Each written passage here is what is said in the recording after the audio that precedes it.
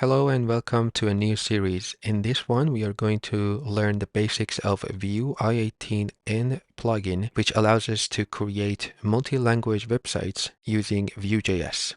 To get started, we can go to this website, which is in the description, and to the installation chapter. So we need to install this plugin using npm in our Vue application. So let's start by creating a fresh Vue app using npm create Vue at latest. So this will prompt us for the name of the project, and I will call this multi-lang site or multi-language. And to keep this simple, I will select no for all these questions so we don't add any extra packages. When that is done, we can cd into that folder and install the dependencies. So when that is done, we can go back to the documentation and copy this npm command and paste it here in the same folder, which will install that plugin for us. Now let's serve this on a local host by saying npm run dev, which will give us a URL and also this extra one, which I will explain in a second. First, let's open our fresh Vue app, and here it is. And these two other prompts, which belongs to Vue DevTools. This is the new Vue DevTool extension, which I installed on my browser. So if I go to that URL, this will give me the Vue DevTools on a new window. So it is easier to see what we have. So we can see all the components and whatever is happening in our Vue application. Now, if you want to install this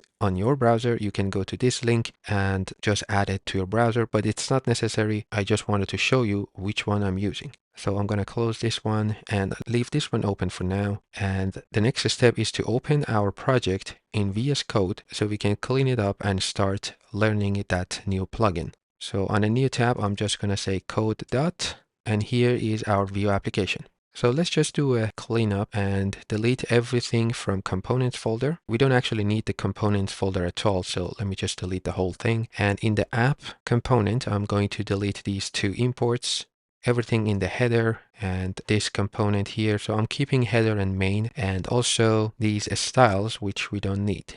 So right here in the main, I'm just going to say hello. So here what we have at the moment, and I'm just going to change the colors because I don't want that dark mode. And I believe this is in our base.css, and on the body tag, we have this color and background, which is set to different variables. But if we just delete them, this will set it to default, and therefore we can see the white background and black text. So we installed the package. The next step is to tell our Vue application that we want to use this plugin. So let's go back to our project, open main.js, and first thing, we want to create an i18n variable, and we want to set this to create i18n, which needs to be imported from that package. And this is a function which will take an object as its options, and we will talk about the options step by step. So now we have this plugin, we just have to tell our app to use it.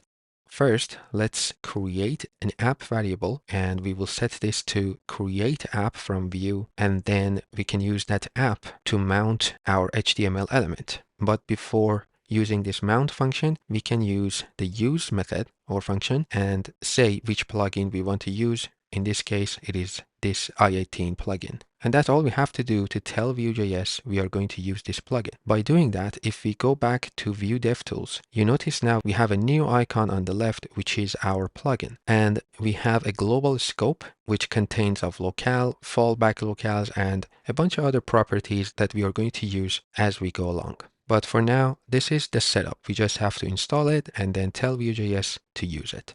Now, since we are using composition API and the script setup, there's one more step in terms of the setup. And even though the plugin is going to work without this setup, but we are going to follow the documentation. And at the end, when we are done with the basics, I will show you what are the differences. So if we go to the composition API section here, we have a basic usage and so on. First, we need to set the legacy to false. So I'm just going to copy this line, and inside this object, which belongs to create i18, I'm just going to paste it. So that is our first property for this plugin. We are just setting the legacy version to false. And then when we get to our component, we need to import use i18 and then the methods that we want to use. But since we are not there yet, I'm not going to do this. I just wanted to add this legacy version to our create method. So now let's learn how we can have different translations and how to show them in our components.